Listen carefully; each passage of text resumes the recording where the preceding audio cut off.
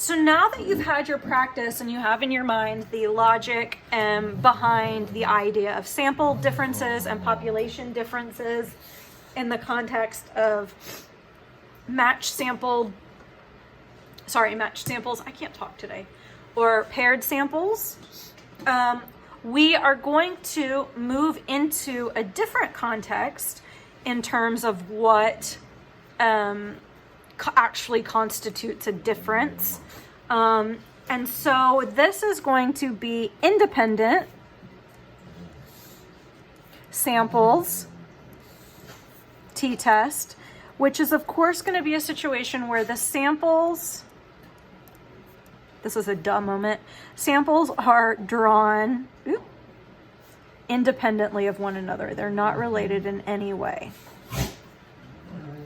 So the dogs are playing in the background if you hear weird noises. Independently of one another. I swear nobody cares that I work to put food on the table or in their kibble bowls. They just sit here and test me all day. Okay. So let's say that I was like, okay guys and gals and non-binary people, I want you all to go about trying to determine whether or not there's a difference between the drinking habits. Is there a difference between drinking habits of fraternity members and non-fraternity members? So if I was like, okay, y'all, how would you do this? You would probably say, okay, well, we might just get a sample of people and we might divide them by whether or not they're in a fraternity. Y'all need to stop right now. Cut it out. Jerks. So you might gather a sample and divide them into one of two groups. That would be an appropriate way. Or you might go and get a sample of fraternity members and a sample of non-fraternity members, ask them about how much drinks they have per week, and record the results and then do this test. So either way would be, the basic elements of independent samples research design. So of course the idea is that the samples are drawn independently of one another. So the selection of cases in one sample in no way is going to affect the selection of cases in another sample. Okay, so let's say that we get information regarding the number of drinks per week that fraternity members and non-fraternity members have. Okay, and let's say that we get the following information and write it down. So let's say that we found fraternity members drinking this much drinks per week.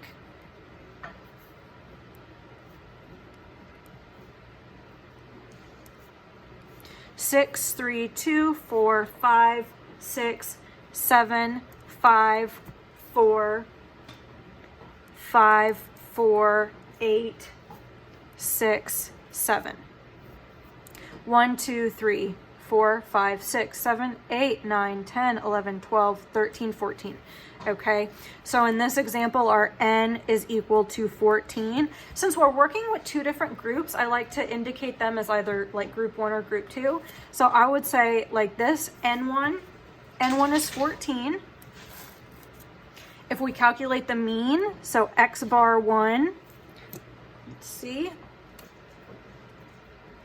6 plus 3 plus 2 plus 4 plus 5 plus 6 plus 7 plus 5 plus 4 plus 5 plus 4 plus 8 plus 6 plus 7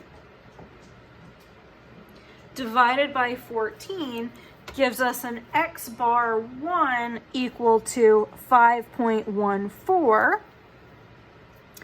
And if we were to calculate the standard deviation, or S1, we get 1.66. Okay, so we've got all of this information. We've got the sample size of the fraternity members. we've got the mean of the fraternity members, and we've got the standard deviation of the fraternity members. Now, let's say we got the following information from non-fraternity members. We asked them, and our respondents said the following: 0, 5, 3, 4, 3, 6, 3, 6, 5, 4, 4, 2. Now, you might be going, hold on, what in tarnation? These are two different sample sizes. Well, you're dang right. That's what happens in independent samples. Sometimes your sample sizes might be different. They might be the same, but they might not be. They don't have to be. So in this example, our N2 is 12. If we go through and calculate our X bar 2, that's going to be 3.75. And if we go through and calculate our S2, that's 1.71. Okay, so remember, of course, if we're just giving this kind of a quick glance, we look and we say, okay, well, it looks like there's a difference between the groups, right? But remember, we're not just interested in whether there's a difference. We want to know whether or not the difference is extreme or whether or not the difference is significant. Okay, so when we are thinking about the null hypothesis, we can either state the null hypothesis one of two ways. So if we're still thinking about equality, we could say that our null hypothesis is that mu1 is equal to mu2.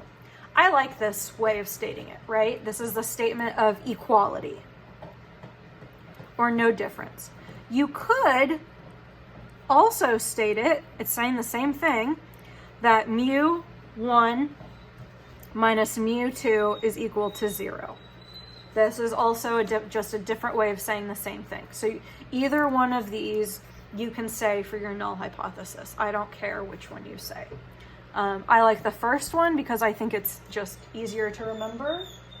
But again, you know, that's going to be just a function of personal preference. So now we're going to get into the estimate of the standard error, which is going to be a bit more complex. Why? Because we're oftentimes potentially dealing with two different sample sizes. Okay?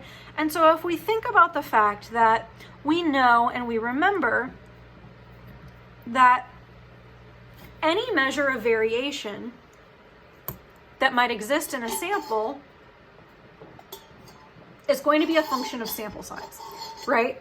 That's why we've talked about how it's important to work with the largest sample size possible, because the variation is going to be less than it would be in a smaller sample. So basically, we're going to have to be kind of, you know, calculating two different sample size and the information surrounding that. So it's kind of confusing, but it's actually not that bad whenever you actually work through it. So the formula for the estimate of the standard error of the difference of means is as follows. So it's symbolized as this, so please make a mental note. S sub x bar 1 minus x bar 2 is equal to, okay, this is going to look crazy, but it's not that crazy, n1 minus 1 times s1 squared plus n2 minus 1 times s2 squared over n1 plus n2 minus 2 multiplied by 1 over n1 plus 1 over n2. Okay, so you're probably thinking, holy cow. But think about the fact that all of the information that we need, we already have. So if we refer to the information that we already have, we know that we have information pertinent to N1, X bar 1, and S1. Okay, so if we want S1 squared, which we're going to need, we simply will just do that. 1.66 squared gives us 2.76. We have information pertaining to N2, X bar 2, and S2. So if we want S2 squared, we of course just take 1.71, square it, and we get 2.92. So we're like, okay, phew, wipe your brow. You're totally fine. So if we go back, this is, yay, oh my God. Sorry, sometimes I get too excited. You guys know how much I love statistics. Okay, so if we go back, all we simply have to do is fill in all of our ingredients, right? And then just carry the test through. So N1 we know is 14 minus 1 times S1 squared, which we know is 2.76. I'll say something after I finish writing this out. Plus N2, which is 12 minus 1, times S2 squared, which is 2.92. Okay, divided by N1, 14, plus N2, 12, minus 2, multiplied by 1 over 14 plus 1 over 12. Okay. So remember before how I was like talking and I told y'all about how I literally will like calculate out everything? This is going to be a situation where that's probably going to be a good idea, because it's not complicated, but it's a lot of steps and there's a lot of, you know, the order of operations in that. So, you know, be really careful whenever you're working this out. So again, you might be like, okay, lady, like, why are you belaboring this point? We can all work this out. Whatever. That's fine. But, you know, you want to make sure that you are keeping up with your calculations just in case you get lost somewhere. So I would literally like do just like this. Again, it might seem like overkill, but you'll be thanking me when you miss a step. Excuse. And you... Oh, okay, apparently the dogs think somebody's here. I don't think that's correct. You'll be thanking me if you miss a step and, you know, get confusion. So I'm literally just filling that in. 1 divided by 14 is 0.07, plus 1 divided by 12 is 0.08. Okay, and I gotta carry that out. Okay, equals. Okay, so 13 times 2.76 gives us 35.88, plus 11 times 2.92, that gives us 32.12. Still, I'm not even doing that yet. Divided by 24 times 0.07 plus 0.08 gives us a figure of 0.15. Okay, then I'm still like literally baby stepping this all the way. 35.88 plus 32.12 gives us a value of 68, divided by 24 times 0.15. Again, just carrying it through. 68 divided by 24 gives us 2.83 times 0.15. Yeah, I'm getting all my things mixed up. That gives us 2.83 times 5.15 gives us 0.42. And if we find the square root of that, we are left with an S sub x bar 1 minus x bar 2 equal to 0.65. You're probably like, oh my God, I'm dead. Well, we only have one more thing left. It's always funny sometimes whenever I get to this part when I'm working through this on the board, you know, when we're not in the midst of a global pandemic, we'll go through this all together. And then I'll always inevitably have one student who will go, is that it?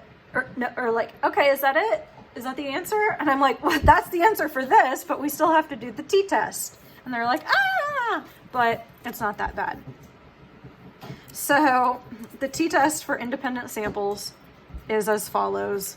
T is equal to x bar 1 minus x bar 2 minus 0 divided by s sub x bar 1 minus x bar 2.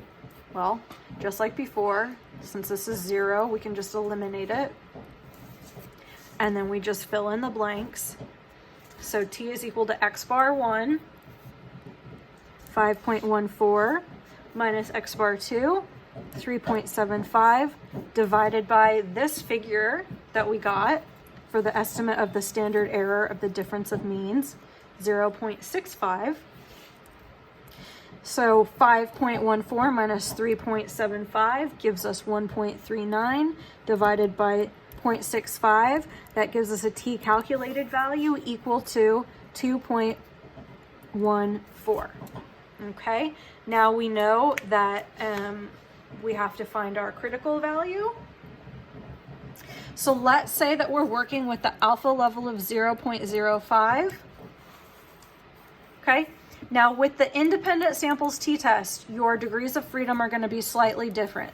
Your degrees of freedom, instead of being n minus 1, it's going to be n1 plus n2 minus 2.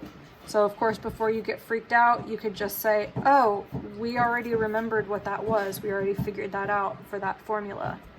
So in this current example, our degrees of freedom are equal to 24. Yet again, consulting the family, if we find the intersection of 24 degrees of freedom and a 0.05 level of significance, we find that our critical value of t is equal to 2.064. So our t calculated exceeds our t critical, thus we reject the null hypothesis with the knowledge that 5%, I'm just playing fast and loose here, 5% of the time, or 5 times out of 100, we've committed a type 1 error. Right? So we reject the null hypothesis, we reject the idea that there is no difference between these two groups. So we're basically saying that, you know, there is a difference. So like I said, it looks like kind of scary. The main thing is because of this formula for the estimate of the standard error of the difference of means. But if you have all the ingredients, you just have to fill it in and, you know, be conscientious and careful about what you're doing. Okay, so let me give you some examples. Okay, so assume 2 independent samples and assume the following information. X bar 1 is equal to 2.73. N1 is equal, 11. I thought somebody was doing something bad. They weren't. When you have bad dogs, that's where your mind always goes. X bar 2 is equal to 2.00. N2 is equal to 17.